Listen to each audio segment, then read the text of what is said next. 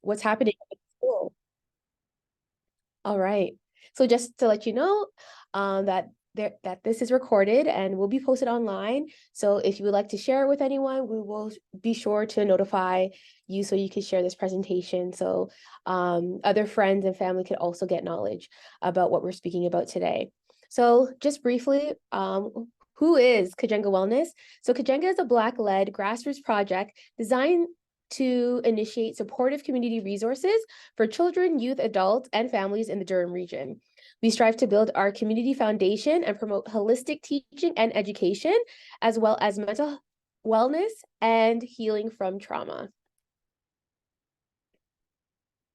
And before we start, we're going to just start with our land acknowledgement. Kajenga Wellness Project acknowledges the lands and people of the Mississaugas of Scugog Island First Nation.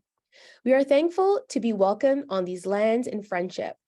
The lands we are situated are covered under the Williams Treaties and the traditional territory of the Mississauga, a branch of the Great Anishinaabe Nation, including Algonquin, Ojibwe, Odawa, and Potawatomi. These lands remain home to a number of Indigenous nations and people. We acknowledge this land out of respect for the Indigenous nations who have cared for Turtle Island, also called North America, from before the arrival of settler peoples until this day. Most importantly, we remember the history of these lands had been tainted by poor treatment and a lack of friendship from the First Nations who call them home. This history is something we all are affected by, as we are all treaty people in Canada. We all have a shared history to reflect on, and each of us is affected by the history in different ways. Our past defines our present, but if we move forward as friends and allies, then it does not have to define our future.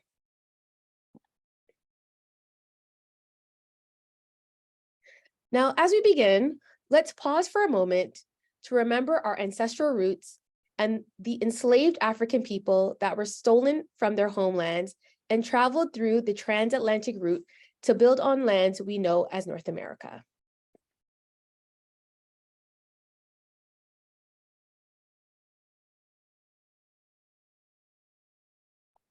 Let us honor the enslaved people who built this nation. Let us recognize the histories of Ontario and across Canada as complicit with the racism of white supremacy.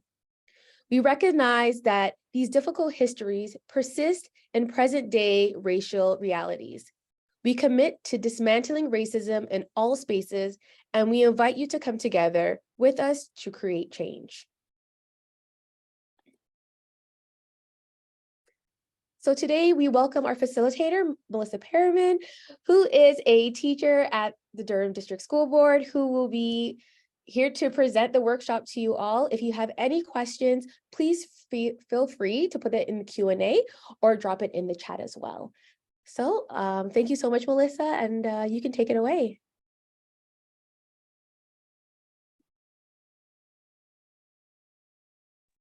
Thank you, Tasia. All right. Can you hear me? Hi, thank you. And I'm super grateful to be here. It's our 4th annual Navigating Through the School and just offering parents some tidbit of information. Brittany, were you able to share the presentation?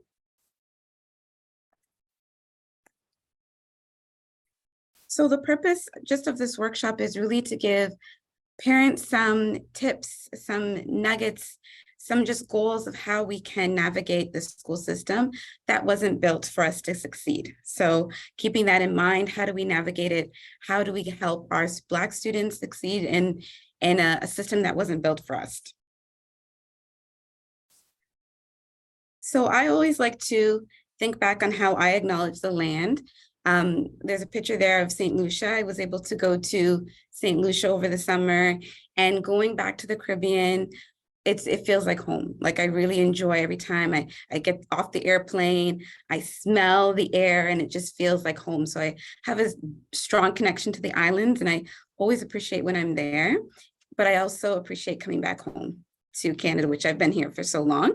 So it's the best of both worlds. I'm so grateful that I'm able to travel to my parents' countries and go to different islands and also get to come home and really appreciate the land that we live in that has the 4 seasons, that even though it's winter, it's still beautiful. So I really appreciate that. And I just try to remain grateful.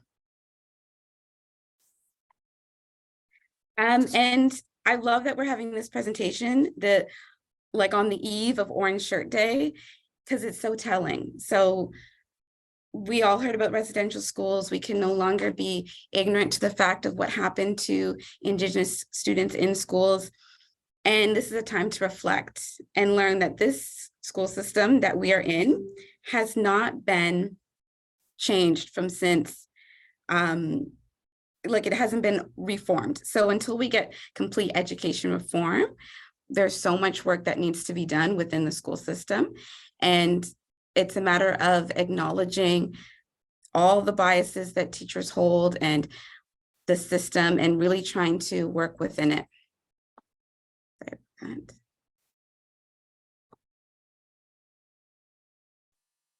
Okay, so key topics, we're going to talk about understanding the impact of race in your childhood experience. So thinking that everyone, unless they do their own work, unless each teacher really unlearns their own racial bias and prejudice and does work on themselves, how is that impacting them? Okay, so, and most teachers have not done the work. We've kind of just started, but until they've unpacked their own racial biases, even Black teachers, Black educators themselves, because we're all trained in the system, it's going to work negatively against your child. So keeping that in mind. Balancing life, work, and school. I'm now gone back to work full time after mat leave, and I'm finding like this is the trickiest part for me to balance. Enhancing parent wellness. Again, that's something that if you can't take care of yourself, you cannot help your child. So making sure that you are in a good position to take care of others, right? Effective advocacy in schools, like what can you do to really help counteract anti-Black racism, navigating classroom environments, and setting your child up for success. And we all want our students to be successful and to succeed and to do greater and better things than we did for ourselves. And that's me. I am a teacher within the Durham District School Board. I also worked within the private sector doing tutoring too as well at a learning center. And I've also traveled within different schools in Ajax working on anti-Black racism within the kindergarten spaces. So I've got a lot of different bits of experience about how our children are being treated within the schools and how we can try to counteract that. And now that I'm back in the class, I've also had that new experiences of how post-COVID, how our students are really handling things and how everything's going, because those 2020 did make a huge impact to a lot of our learners, and how can we counteract that? So I'm not sure if anyone has heard the news. A 12-year-old girl charged and in an assault and tasered by the police in an Oshawa school. I'm just going to give a brief summary of the incident. So a 12-year-old girl was tasered by a police officer amidst a series of alleged assaults at an Oshawa elementary school and is facing multiple charges related to the incident. Durham Region Police say the girl attacked 3 staff members and a fellow student at Sir Albert Love Catholic School on Monday morning. One of the victims was taken to hospital after being struck to the head, police said in a news release. Officers were called to the school and allegedly found the girl physically assaulting a staff member.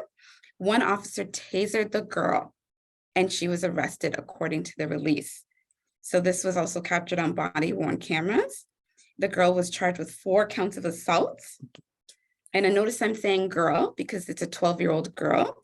And investigators have been in communication with the school boards as well as the parent of the school. So has anyone heard this incident? What are your thoughts?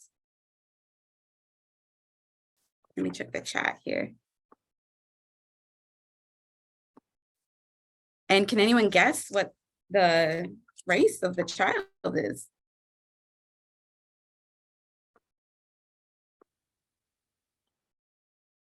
feel free to comment in the chat or in the Q&A portion.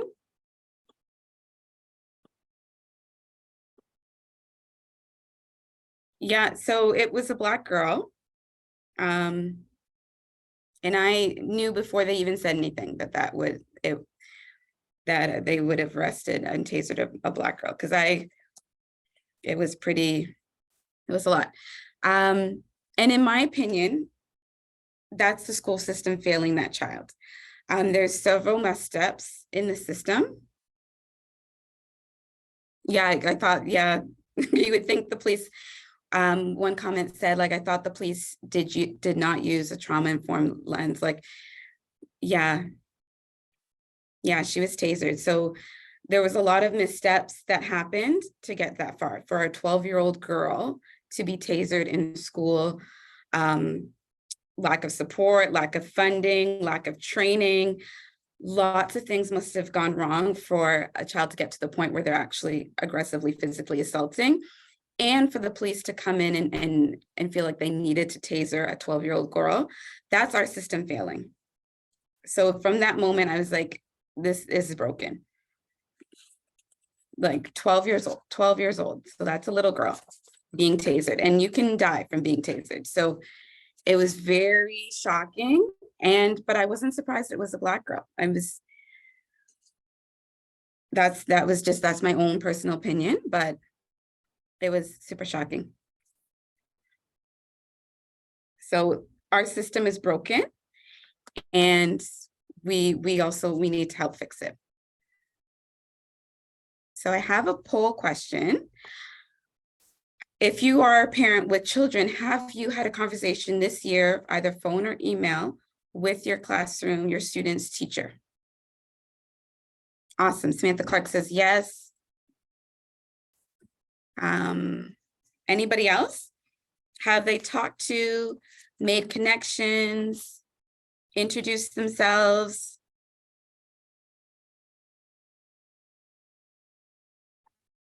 So if not, I urge you to have an open dialogue with your child's teacher. Let them know who you are. Let them know that you have high expectations for your child's learning, and you are eager and willing to be part of their learning journey. Yeah, since the school started in September, just make sure that you've introduced yourself. The best email that they can reach you at, the best phone number they can call you at. Let them know that you're present, you're there, and you're going to hold them accountable. Okay, so it's so easy to just send them off and say, oh, how's your teacher? But you really want to connect with them.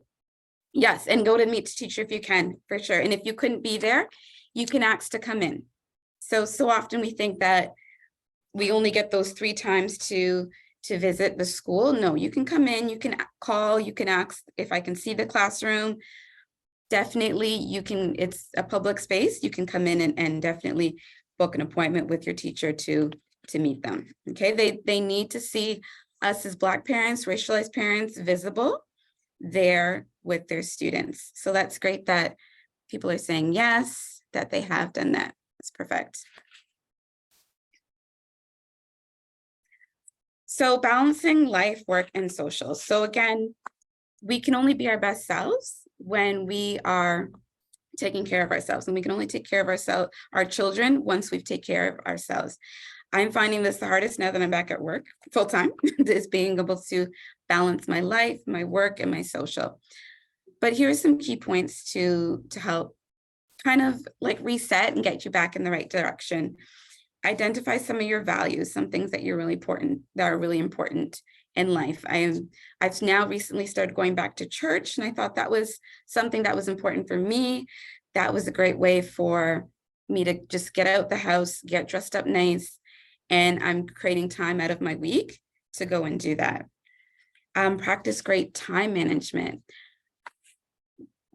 Enough can be said about that. Just making sure that you are spending your time wisely.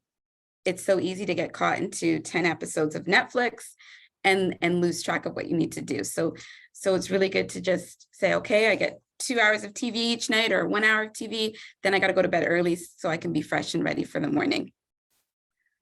The next one is to set boundaries. Establish clear boundaries between work and personal time. we have open dialogue with our parents. Some parents will email me at 9, 10, 11 o'clock. I get emails at 4 o'clock in the morning. I do not answer my emails after 4:30.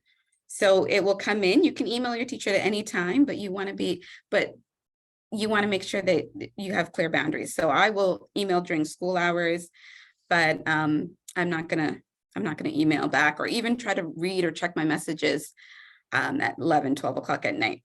So you really want to set those clear boundaries and find the joy in your work to make it fulfilling. I think sometimes we can get caught up in, I can't wait till Friday, 2 more days till Friday, 3 more days till Friday, that we're missing life. We're not living it. So making sure that with each moment, each day, you're finding that joy. For me, it's having treat days or making a special lunch or just even going out to eat. That would help boost my day, or going to the park at the end of the day, just finding some things to make work and life fulfilling. So we also want to nurture relationships, build meaningful friendships. And that takes work, that takes time. It's hard to connect with friends and when you get into the busy life.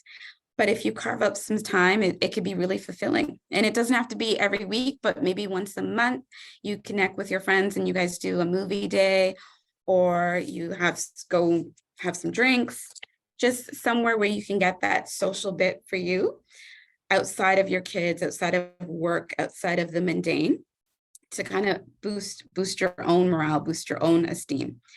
Focus on health, physical and mental health, a priority.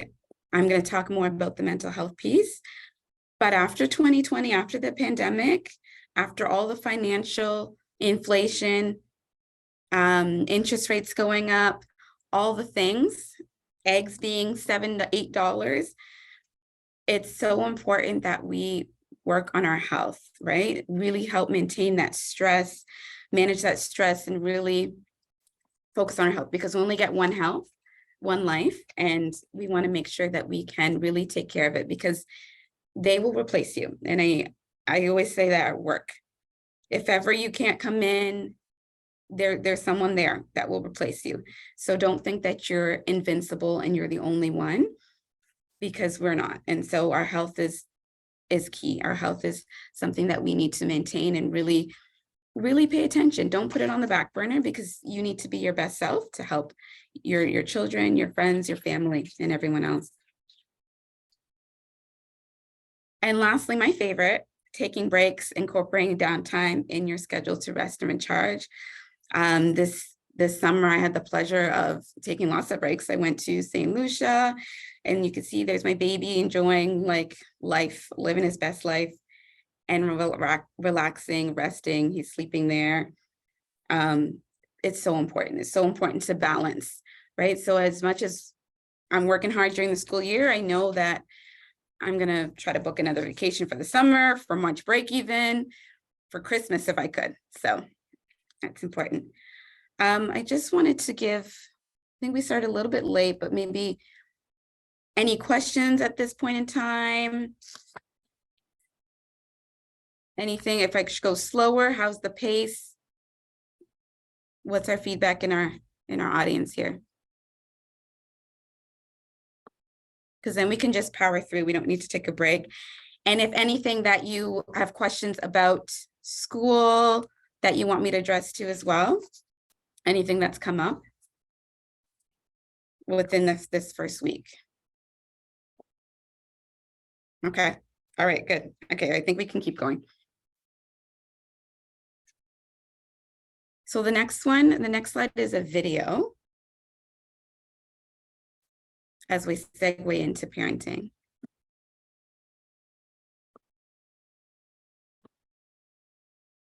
I'll get the video up for us. One moment here. Let me know if it works.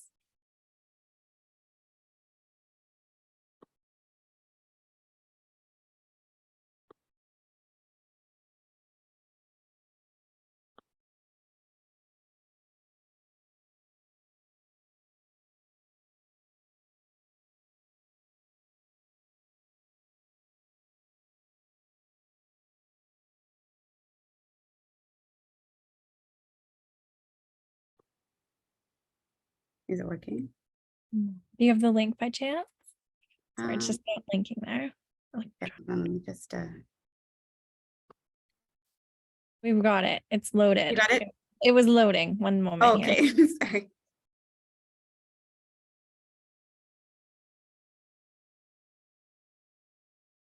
Oh, I think the sound is off. Oh, sorry. Technology.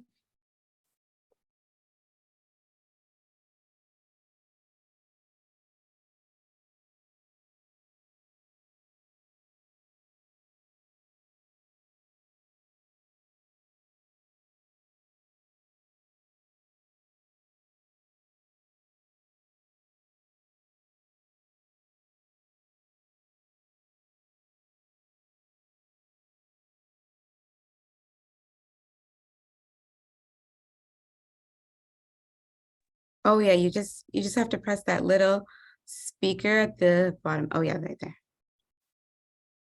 Oh wait. That's still don't hear it. That's okay. We can skip over. We're not starving people here, okay? I have this under control. I'm so. You bloody present for. Okay, you're done. Give me. Hey, just give me. Yeah, then it looks like you've got it. No, we're not. No, we're not. Someone videotaping this? Steve, where are you? Steve, you're done. Oh, great. You're out there. Thank you so much. Hey, sweetie, I brought the car up, save you a little walking time. We had a front space. Well, it's still closer. Hey, Peter, look at my job. Wow. Oh, you caved, huh? No, I did not cave. I bought it from her. It was only $4. You just get out of here.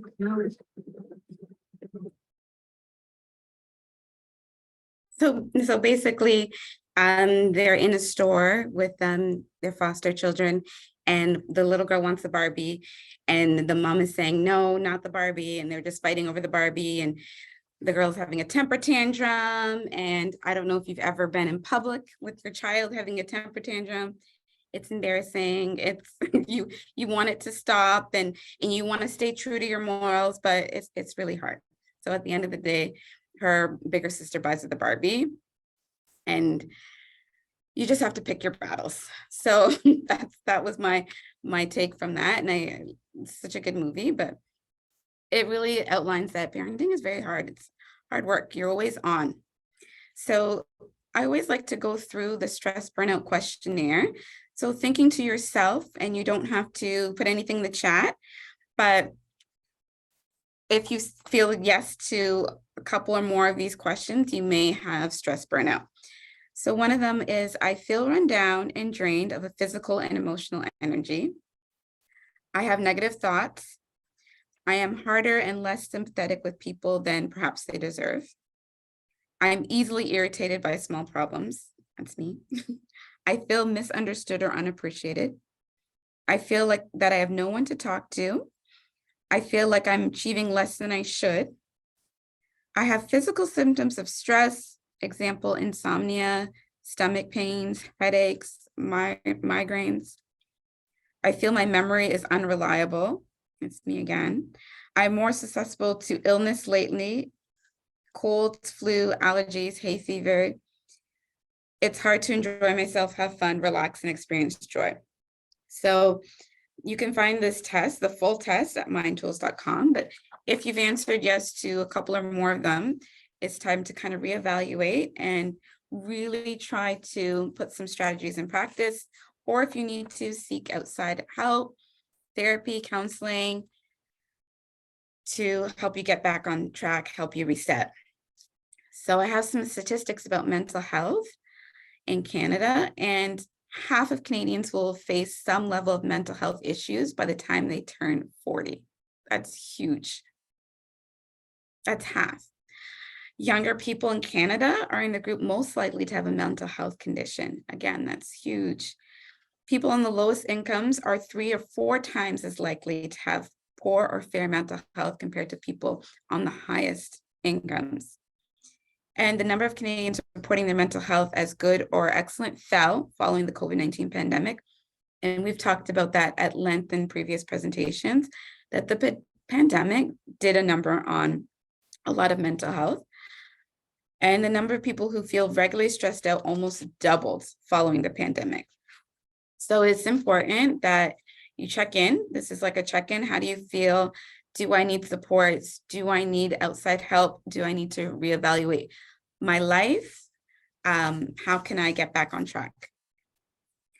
So here's some strategies for coping with stress. If you feel like you just need to be reminded of some of the basic strategies, which is, oh, I think it's next slide.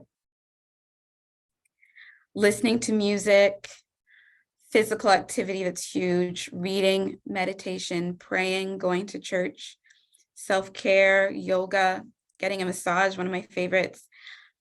Tune out the news and social media, therapy, and access your community supports like Kajenga. Again, like the media, sometimes the news can be too much. Listening to the news, and sometimes you just need to turn that off. Sometimes you need to just go for a walk after lunch or after dinner. So we hear this time and time again, but it's really important to pay attention to your body, your stress levels. Stress causes so much diseases. So really trying to counteract that. This is your reminder. This is your warning to really check in on your stress and pick one thing to do to help combat it. Does anyone have any other preferred ways of dealing with stress? I forgot to mention travel, if you can. Let me check the chat.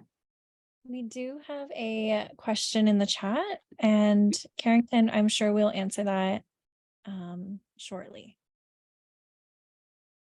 Oh, sleeping is a good one. So from one Black educator to another, what special considerations do you make, if for anything, with engaging with racial families and students? Always find myself straddling the line. I don't want to single this child out, but I also want to show that I know I'm looking for them in a way only a BIPOC. Oh yeah, only a way a BIPOC can understand. So definitely, I love that question, and I go to bat for my Black students. And yes, it may feel like you're singling them out, but let me tell you, if they only get one Black educator out of their entire school career, I want to be their best educator. I want to be their advocate and their ally. Definitely for my racialized, for my Black students especially, I definitely go above and beyond for sure, because I know that the system wasn't built for them. So I'm always trying to counteract the system. And it's funny, one of my colleagues only reads like Black books and stories that have Black excellence, Black success. Like her classroom has tons of Black books. And one of her colleagues was like, oh, that's a lot, right? Like, why do you have so many? It could be, misconstrued, like the white students or the other white students might feel like, I'm underrepresented in this classroom. And she simply replied was that this may be the only time that they would have that many images, positive role models that they're looking at, because in their other classrooms, they may not get that. And I don't know about you, I had one Black educator and I've lived in Durham. So only having one Black educator, one person that looks like you, it could be tough. So I really try to go above and beyond, show them extra kindness, let them know that I'm on their side. Doesn't mean that if my Black students are not achieving their full potential, I'm just going to let it slide. No, I definitely want to make them accountable, because I want to set them up for success in the grade ahead. And if they get a teacher who is not going to go to bat for them, or who is not going to really see their excellence. So I love that question. And I really just think that you could be one or two of all their educators that are actually Black. There is not as much. I don't know if we can do like a poll or anyone can say, like, did anyone have more than 3 Black educators in their elementary career? Because I had one in elementary and in high school, one Black teacher.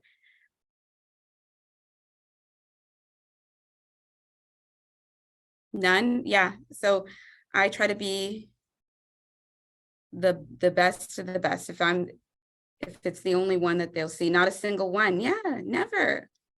I grew up in Curtis, and I had one in high school when I was in Oshawa, one Black educator, none. Natalie says none, yeah. So I definitely want to be none. Nobody had any Black teachers. In Scarborough, you had none, Samantha? Oh my goodness. Nicole had not one in Pickering? Okay, Jacqueline had a fair amount. Okay, that's good. That's good. But yeah. High school too. Yeah, but it's not enough, I feel. So I definitely try to go above and beyond for those students, because I tell you, it could be hard. And I really try to make a good connection with the parents, for sure. Let them know, because a lot of Black people, racialized people, Indigenous especially, come and approach school with school hurt, just like they talk about church hurt. People have been beaten down by the school system, for sure. Nicole, my kids are in grade 10, 11, never had a teacher. What? Never had a Black teacher. Oh, that's crazy. Yeah, the representation is not there. So if you're a teacher, you want to make sure you show Black students that they can be teachers, they can be astronauts, they can be doctors, they can be lawyers, they can be all the things, they can be mechanics, right? You want to make sure that you're giving them all the representation, because you're thinking about that, right? Other educators, unless they've done their work, are not necessarily thinking about that. Yeah. And then again, back to the coping with stress, sleeping is a great one. Walks, baking is a great one. I love to bake. I love to eat baked goods. That's all the things. So just make sure, at least as a homework, do one thing that you love, one thing that brings you joy, to help counteract the stress. The next, so improving parental well-being. I just check myself for time. Okay.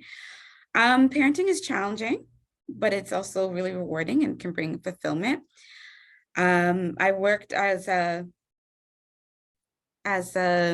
foster parent before I became a bio parent. So that in and of itself really had to prioritize self-care, because you get children in your home who are coming from severe trauma situations, and you need to prioritize self-care so that you can be your best self for them. And that's not something that I came out knowing right out the gate. That's definitely something I had to learn, I had to practice and work on, right? Because it's so easy to get caught up with this kid's doing this, the kid's doing that, the kid's doing that, and just understanding that just behaviors are a symptom of something.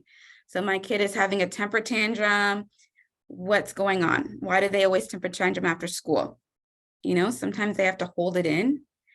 You know, there may be a kid picking on them at school. They may be hungry. And then when they get home and feel safe, that's when they release.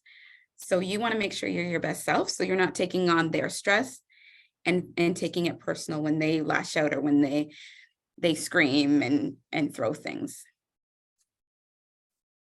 Oh, good for Jacqueline. I work out in the AM before work. I would love to do that. That is my goal. We're not there yet, but soon. That's amazing. That's really good. So connect with others. When I was on mat leave, we created a parenting group, like a group of, it's called the Turn Up Babies, and it was just connecting with other parents.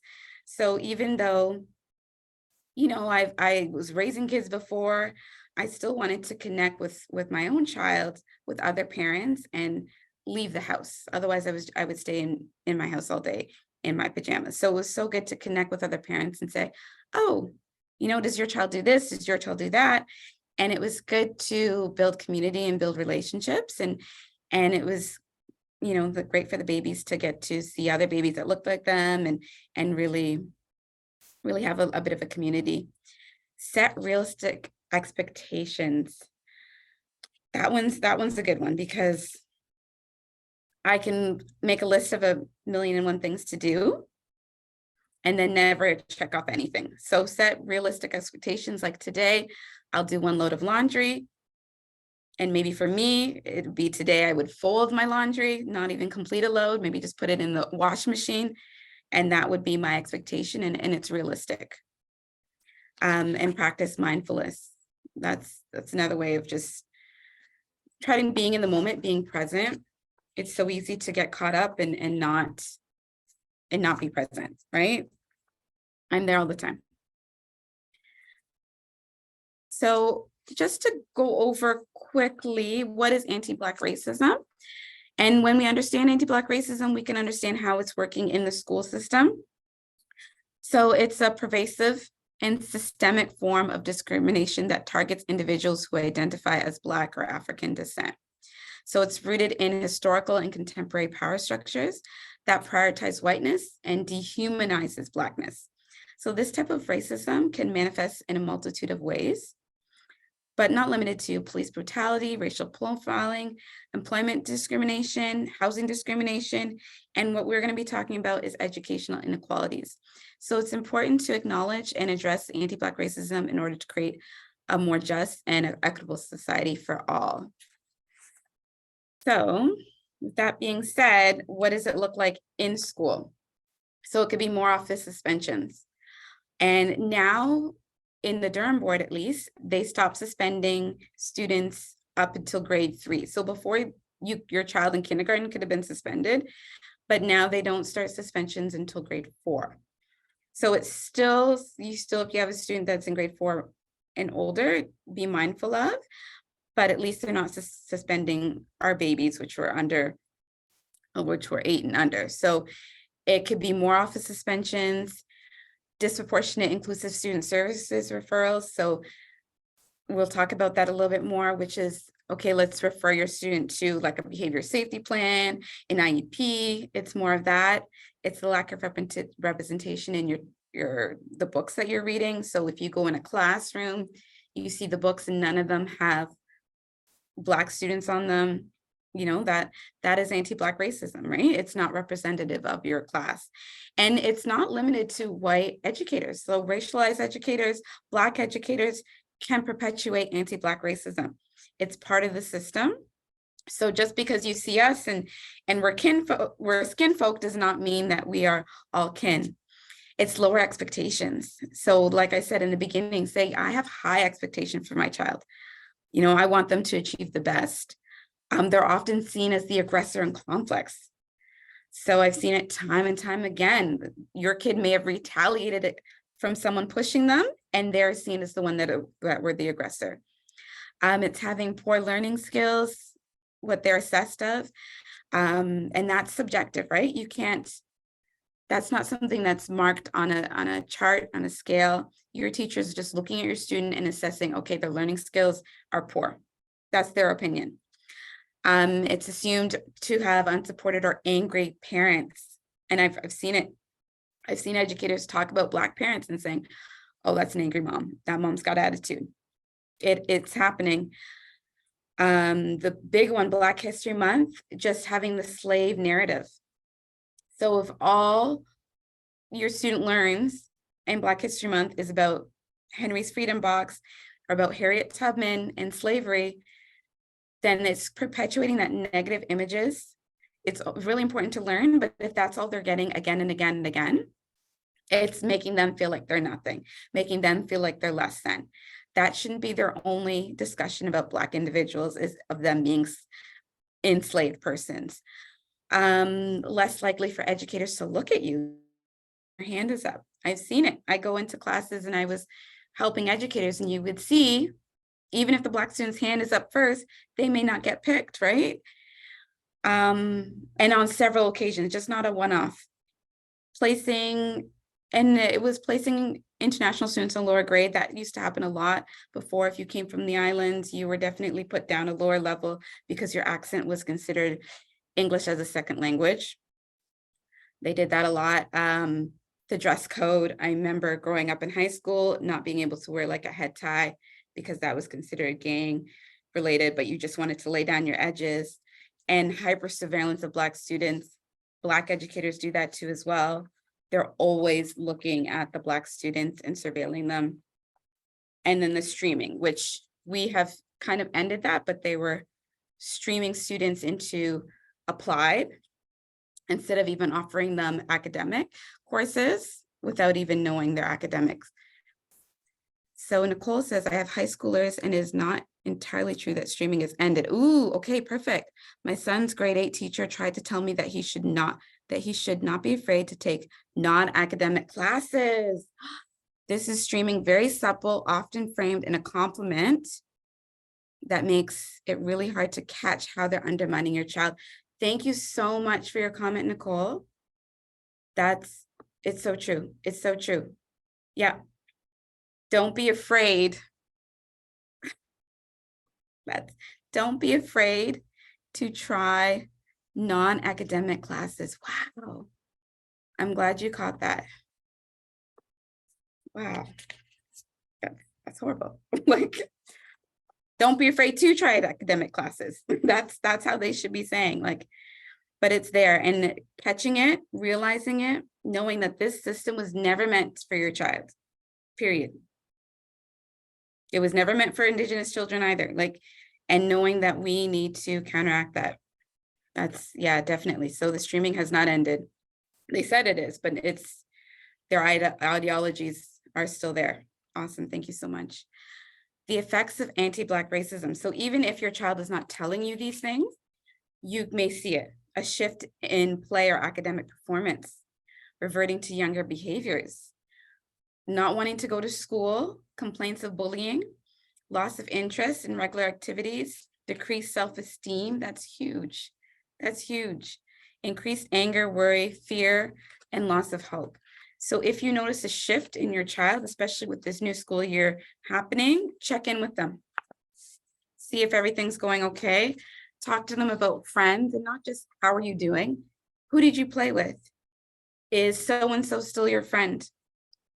What book did your teacher read today at school? Just really checking in with them and really trying to assess the situation. But what do you do if it's happening? So definitely, if your child is coming to you and saying, I don't feel safe, I don't like school, believe them and validate them, right? Thank them for coming to you with their concerns. You want to make sure that you're their advocate. You want to make notes of everything, date the notes, make notes of what they're saying. Some could be frivolous complaints, but know that this is a system, and they just always assume that they're telling the truth, right?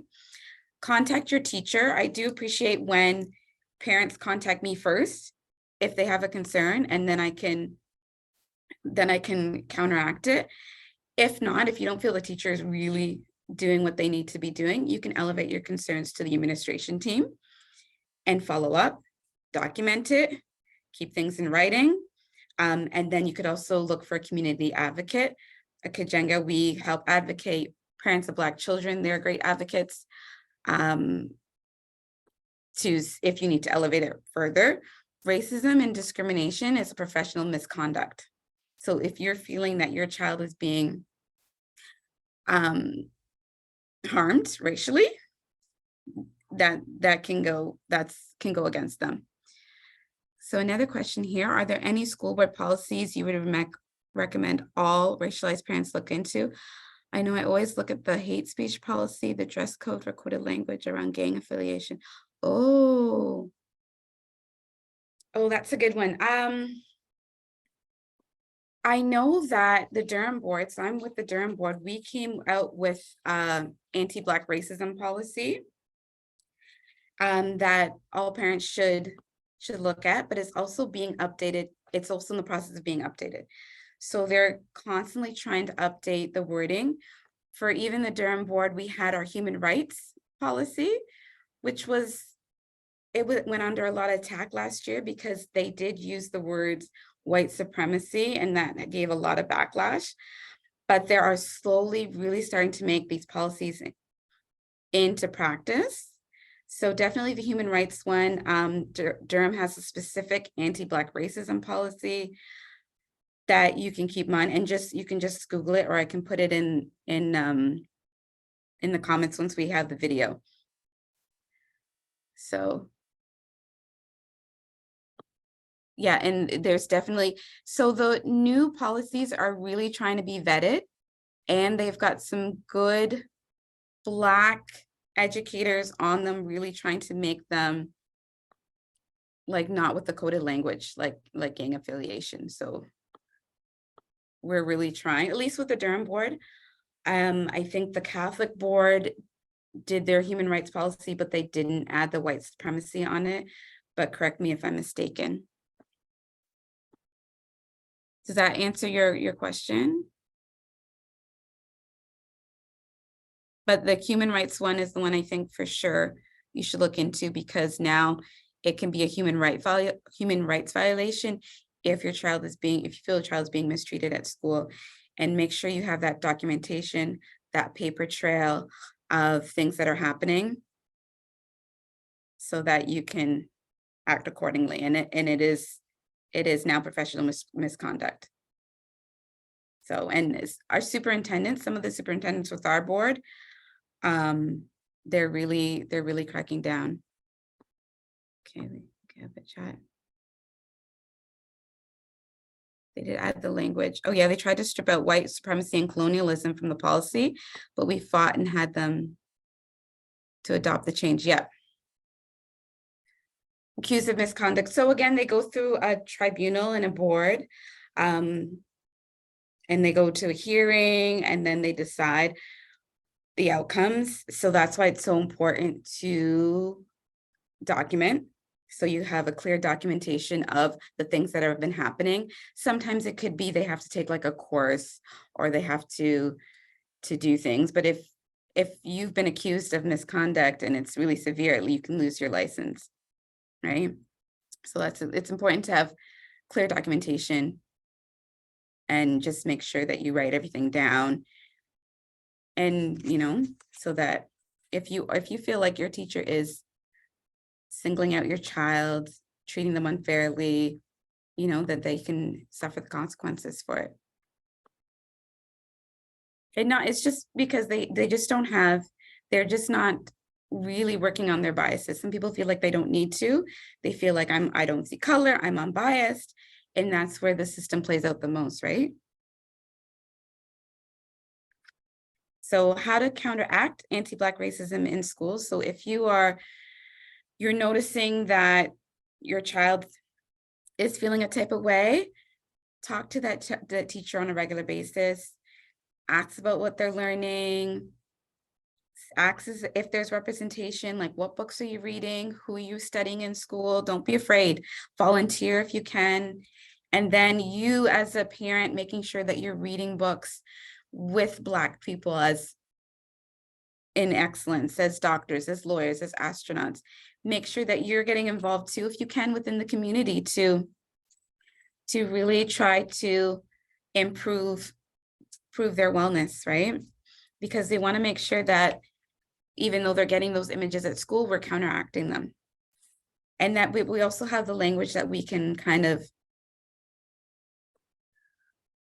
to back. So I find the principal side and the parent 100%, and it's their job. The principal will always try to, stick up for their colleagues, stick up for the teacher. But if you have irrefutable proof, right? If you say, even if your child used to love coming to school and now they can't, they've got stomach aches, they've got headaches, right? But that's physical proof that there's something amiss here, that there's something that they need to look into, right? And yes, I think they will always try to side on the teacher, but you want to make sure that you've documented on Monday, he came home with a stomach ache. Tuesday, you want to make sure that you have that paper trail so that they take you seriously for sure.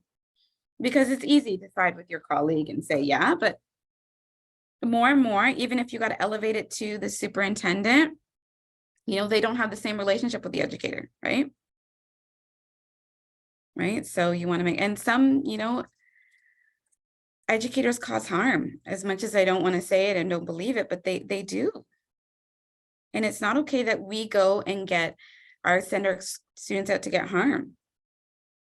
Racism, is physical harm on them, right? You can feel it in your body. It's visceral feeling. So yeah, just keep that documentation. And if you need to elevate it higher than the principal, you can do so too as well. Publicly funded education, right? Just in the sake of time, we're going to just talk quickly about inclusive. Oh, this is a good. Oh, do we want to try another video, Brittany? What do you think? This may not work. Is it a click sort of thing? I think so. See if it works for you. If it doesn't, don't worry.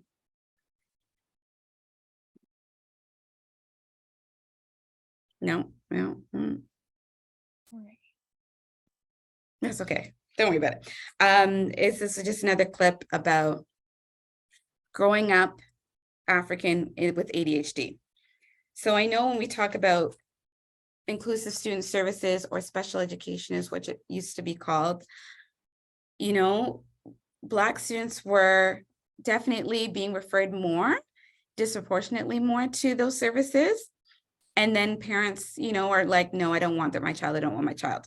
So it's trying to find that balance where, I think something may be going on with my child, but I want to make sure that I'm there to help support them. And I'm also using the services and supports that the school has, because if they really do need the support, they can only get it if they are diagnosed, or if they are definitely working within the school system to get the supports that they need. So like if they need extra time on test, if they need to go to a quiet room when they need to take a test, if they need to get a special chair so that they can sit in, they can only get that if they have plans and supports in place. So I know it's a double-edged sword. We don't want our children to be diagnosed with anything, but at the same time, if it could give them help, make sure that as parents, you're there every step of the way to make sure that they're getting the best services possible.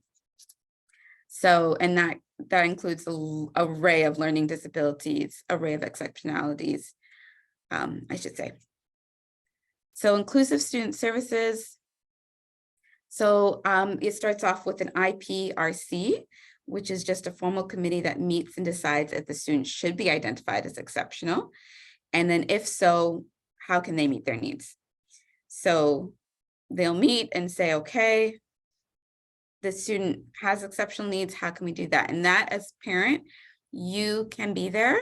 You have to be there, and you can bring a community member, you could bring someone along to help you along the way. Do not feel like you have to navigate the school system by yourself, or that you can't bring someone else in. Even if they're not their parent or related, you can bring someone to support you. The next one. So during that meeting, the students' strengths and needs are reviewed to determine what they need, what exceptionalities that they have, and what's the appropriate. So if they need modification to what the work that they're doing, if it's too much, they may need it modified, or if they need accommodated, right? And accommodations could be they get to use the computer to help them with their typing, or they get to use the computer to read to them for their test. So it can look so differently all through the grades. It's just a matter of what's the plan going to be. And once that plan is in place, are the educators following it so that the student is succeeding, right? You always want to make sure they're on a positive trajectory no matter what. So the Education Act defines an exceptional pupil as the pupil whose behavior, communicational, intellectual, or physical, or multiple exceptionalities are such that they are considered to be needing a placement in a special education program. So not necessarily like they need to go into a different class, but do they need supports to help them achieve their best? And even if they are identified, maybe down the line, they can be reassessed and say, okay, you know what, they're functioning with their strategies fine. They don't need it anymore. But what can we do to help them succeed? Because ideally, every child needs to go to school and they need to succeed, right? That's the goal. Our goal is to make sure that they're all achieving their best. And some may need different things than others to do so. So special education services is that support the resources, the personnel to help implement this program. So getting familiar with your CERT teacher, getting familiar with the principal once your student is identified is so key, right? You want your face there, you want even your email there, you just want to make sure that you are there to help govern it. So what is an IEP? So that's an individual education plan. So it's developed in consultation with you, right? And the first thing that they have to highlight is your student's strength. It's so easy to see the negatives, the behaviors, the needs, but the whole purpose is to see the good, the strength. How does your child present? How do they learn? How do they enjoy? Like, what are their skills? And then through that, they outline services, things that your child will need to make them successful in school, and also a transition plan. So if your child is on an IEP, making sure that you're reviewing it every year, the teachers are reviewing it every year and throughout the year. So each time there's a report card that gets reviewed, just so that they're keeping on track of it and that your child is growing with it and that they're achieving what they need to achieve, because it's so easy, like, especially when they get to high school. I've seen it. Teachers don't necessarily read the IEPs, right? And they're missing things oh, I didn't know that your child gets an extra 2 hours to take a test. So making sure that they know that it's there and that they're reviewing it and they're using that to help your child succeed. So, so that's just a little bit blurb on the inclusive student services. Any questions on that at all?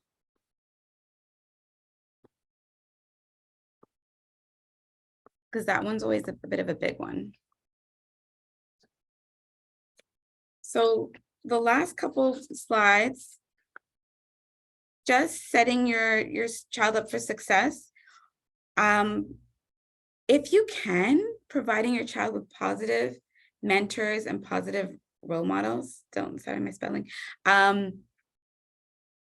is so key. So if you have a network of community members, friends, if your child's like, oh, I want to be a lawyer, contacting your friend who may be a lawyer.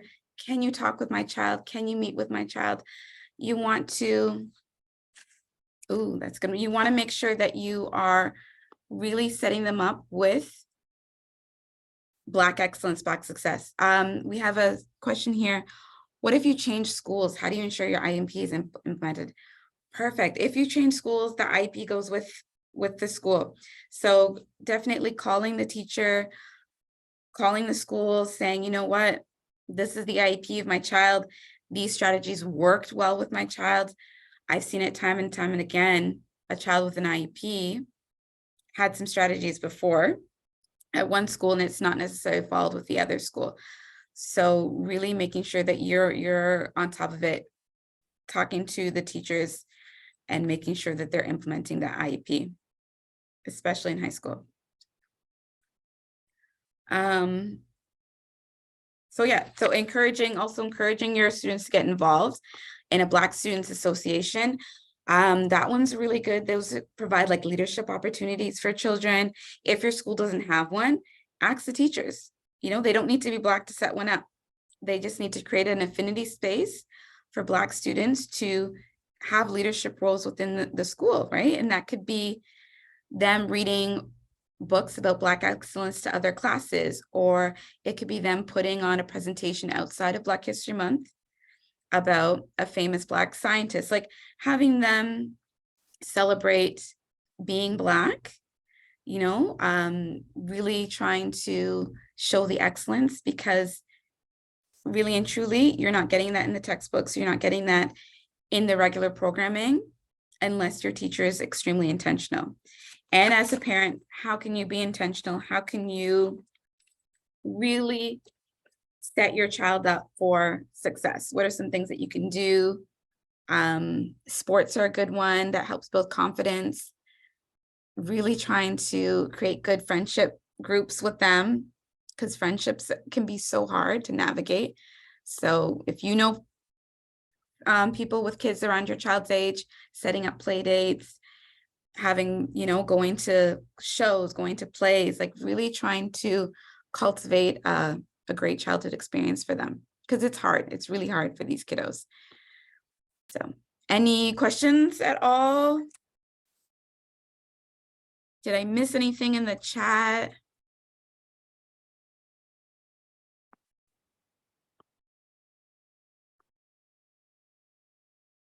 I mean, it's a brief overview, but if you have any questions, you can reach out to Kajenga. You can.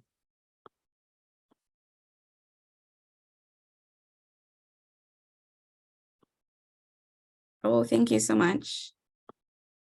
Yeah, we just want to see our Black students succeed and just offer some tidbits of some information to let parents know that, you know what, this system was not built for us, and how can we succeed in it. And I appreciate everyone coming out on a Thursday, Friday Eve. I know it's late, and appreciate you being here. Definitely send this if you think anyone could benefit from it. You can send the video to friends. We have a question in the chat. So what are some socio-emotional difficulties that children can encounter in school? Ooh.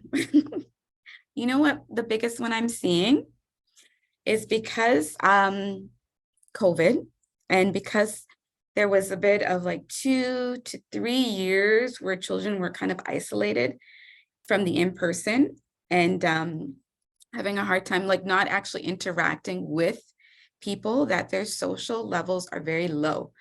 So for me, even as a kindergarten teacher, I'm teaching kindergarten right now, I'm finding that they're presenting, even though they're 4 and 5 years old, they're presenting emotionally as 2 and 3, right? They're very low, and it's not because of anything that parents may have done, but just simply because they've missed a huge part of their socialization process.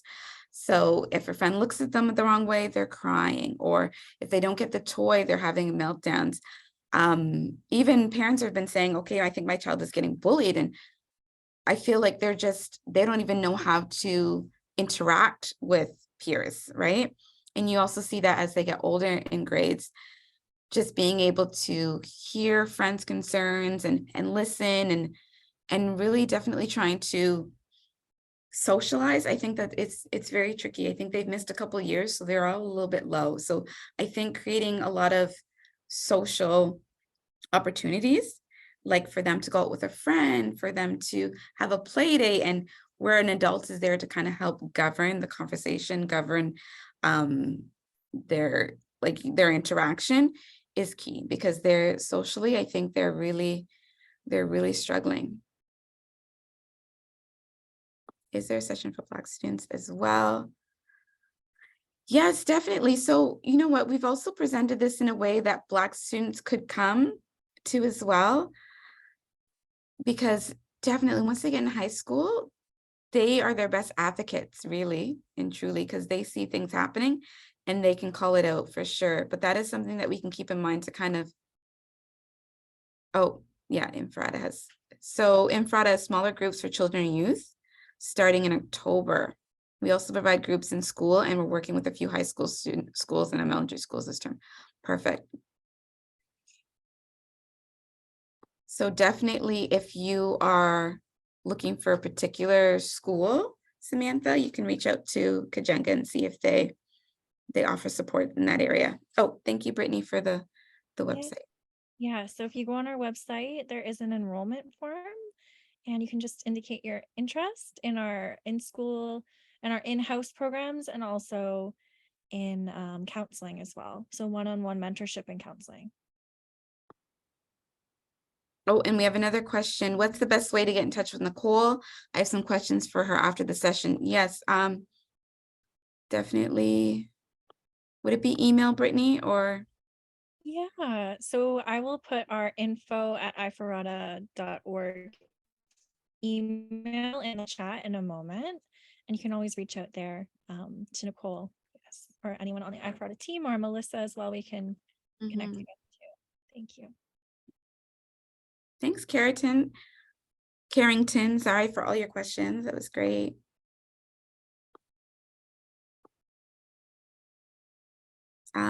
I think Black students can experience, oh, I think we have another one here. I think that Black students can experience isolation because they are not reflected in the classroom and the school. How do you suggest parents support their children who encounter this? Yeah, like I said, definitely talk to the teacher. Ask them what books they're reading. Are there books that you could suggest books to the educator? You can even lend them your books, right? Definitely say, you know what, I read this really good book. My child loves this book series. Maybe the class can read it as a whole. In our curriculum, it doesn't say which books we should read. So as long as the book is appropriate, they definitely can read it. Yeah, and it's so true. If they're not reading any books with Black individuals, and especially not in a positive light, why would you be engaged in the curriculum? Yep, and you can email Nicole at info@ifradainstitute.org.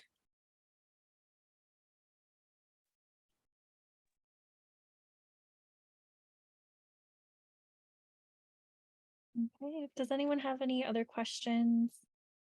Thank you again for joining us tonight, again on a Thursday. Thursday. And I'd like to thank Melissa as well for this wonderful presentation. You covered a lot of topics about self-care as parents and how to advocate for your child. So I really appreciate you joining us. Thank you.